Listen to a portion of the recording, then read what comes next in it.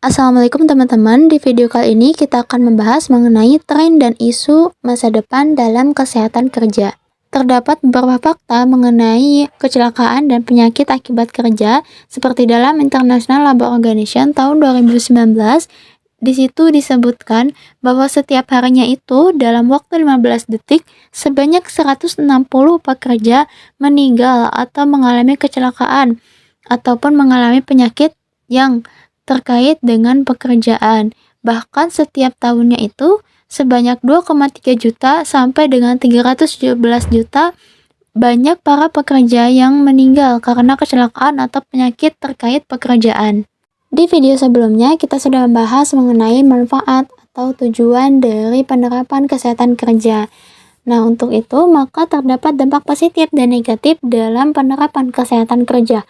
Yang pertama, ada beberapa dampak positif, yaitu diantaranya melindungi tenaga kerja atas hak keselamatannya dalam melakukan pekerjaan, kemudian menjamin keselamatan pekerja di tempat kerja, serta sumber produksi dipelihara dan dipergunakan secara aman dan efisien. Terdapat beberapa dampak negatif yang diakibatkan dari penyakit dan kecelakaan ketika bekerja, yang dibagi menjadi 3. Yang pertama itu dampak terhadap karyawan. Beberapa diantaranya yaitu kecelakaan dapat mengakibatkan kesakitan atau cedera, bahkan dapat mengakibatkan cacat tetap atau kematian. Kemudian karyawan akan kehilangan waktu kerja karena harus menjalani perawatan baik oleh perawat ataupun dokter di rumah sakit. Serta karyawan akan berkurang penghasilannya akibat kehilangan waktu kerja untuk menjalani perawatan, bahkan mungkin sampai mengalami pemecatan.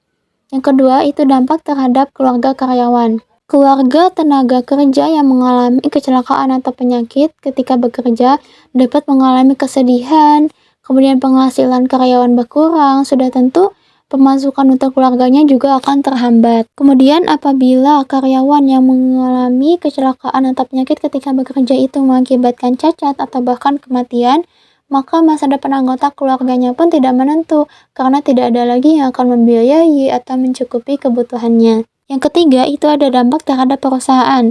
Beberapa diantaranya yaitu perusahaan akan kehilangan tenaga kerja yang sudah terlatih dan mempunyai keterampilan jika orang tersebut mengalami kecelakaan atau penyakit ketika bekerja, kemudian kehilangan uang untuk biaya kecelakaan, baik korban atau unit kerja yang rusak akibat kecelakaan, serta kerugian produksi, yang tentunya produksi akan terganggu akibat terjadinya kecelakaan. Nah, hubungan masa depan dalam kesehatan kerja itu mewujudkan Indonesia pada tahun 2045 merupakan langkah pemerintah dalam membangun Indonesia untuk menjadi megatrend dunia yang semakin syarat akan persaingan yang sangat ketat. Maka pemerintah dalam mewujudkan hal tersebut membangun 4 pilar Indonesia 2045.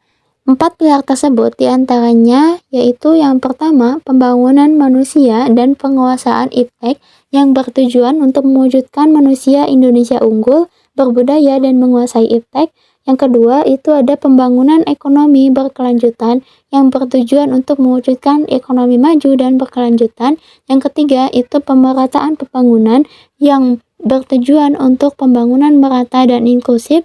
Dan yang keempat, itu ada pemantapan ketahanan nasional dan tata kelola pemerintahan yang bertujuan untuk mewujudkan negara demokratis, kuat, dan bersih. Kemudian Indonesia menargetkan untuk menjadi negara industri tangguh pada tahun 2035 dengan mencirikan struktur industri nasional yang kuat, berdaya saing global, serta berbasis inovasi dan teknologi dengan melakukan persebaran perusahaan industri di beberapa wilayah di Indonesia.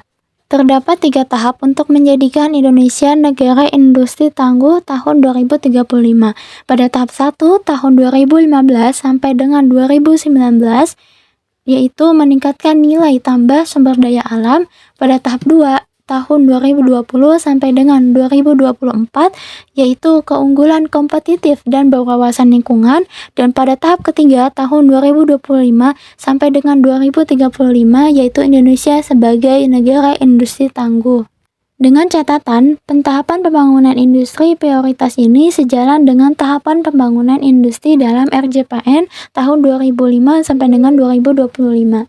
Sekian pembahasan kita kali ini mengenai tren dan isu masa depan dalam kesehatan kerja. Sampai jumpa di pembahasan kita selanjutnya.